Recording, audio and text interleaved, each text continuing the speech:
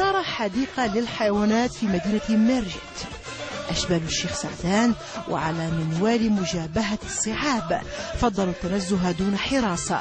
اختاروا ساحل المحيط الهندي للاستمتاع بصبيحة هادئة قبل تدريبات شاقة تحضيرا لمواجهة الإنجليز. لعبوا البيار، استمتعوا بالموسيقى. كان يوما ممتعا لرفاق زياني، تناولوا سويا وجبة الغداء، حكوا عن كل شيء، استحضروا الذكريات، استحضروا ما فعلوه في درمان وما صنعوا بكوت ديفوار في أنغولا، ناسوا سلوفينيا وما قبلها. عقدوا العزم على التعويض في المباراة القادمة، ولسانهم يقول: إذا لم نخف من التماسيح الإفريقية فكيف لنا أن لا نقدر على أسود قابلة للترويض. بطبيعة الحال يعني خرجنا اليوم عن الفندق، بدلنا شوية جو، يعني حاجة مليحة لنا،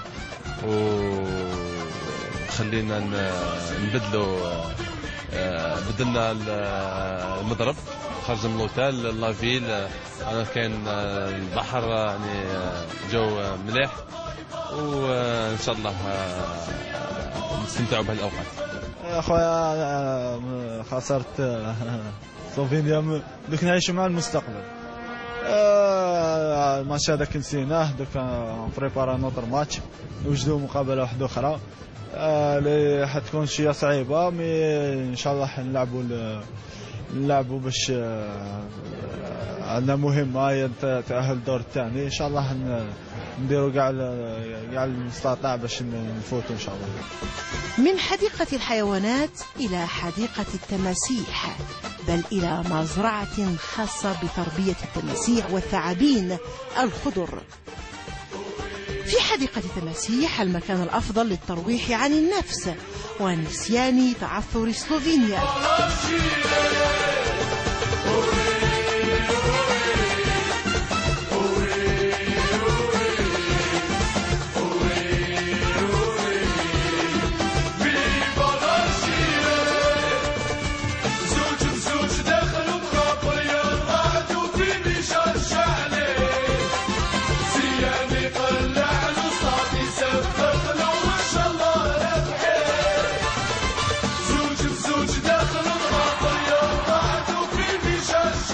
الشيء هذا تنظيم راح يكون بالتشاور مع المدرب، لأن المدرب سطر برنامج فيه كثير من التدريبات.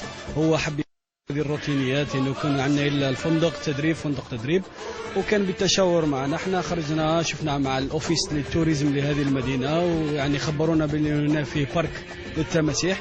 يعني حبينا نخرج اللاعبين، هذه فرصه لهم باش يشوفوا التماسيح لاول مره، وكانت عندنا ثاني خرجه اخرى في المدينه لانه باش يغيروا الجو. الحمد لله الامور راهي تصير كما تشوفوا، كل شيء تمام. تما بدلونا لي سيرفات، في ما عطاونا لاكوست لعب بالدرا، ندير الحومه ندير الوليد يلعب بها هنايا. مليحه صافي، تجي بيان واحد يبدل شويه الاجواء، يخرج شويه من الحفره اللي رانا فيها، صافي تجي بيان مليحه ان شاء الله فيها خير. كل واحد كيبدل الاجواء هكذا كيما هكذا، مليحه للفريق، للجروب، المورال، ومليحه. لازم ننساو المقابله الاولى وندخلوا في المقابله الثانيه ضد انجلترا ان شاء الله فيها خير ان شاء الله. اختار محاربو الصحراء كما يحلو للكثير تلقيبهم أن يحاربوا التماسيح قبل محاربة الأسود الثلاث، فإذا كان الأسد رحيما بصديقه فإن التمساح حيوان مخادع، والثعبان الأخضر سمه لا يرحم. أرادوا أن يتدربوا في نزهتهم على مجابهة المخادعين على أن يجابهوا هذا الجمعة الأسود. ضحكوا، فرحوا، استمتعوا بيومهم. الكل نسي الخسارة وشحن بطارياته لما هو قادم، إنجلترا.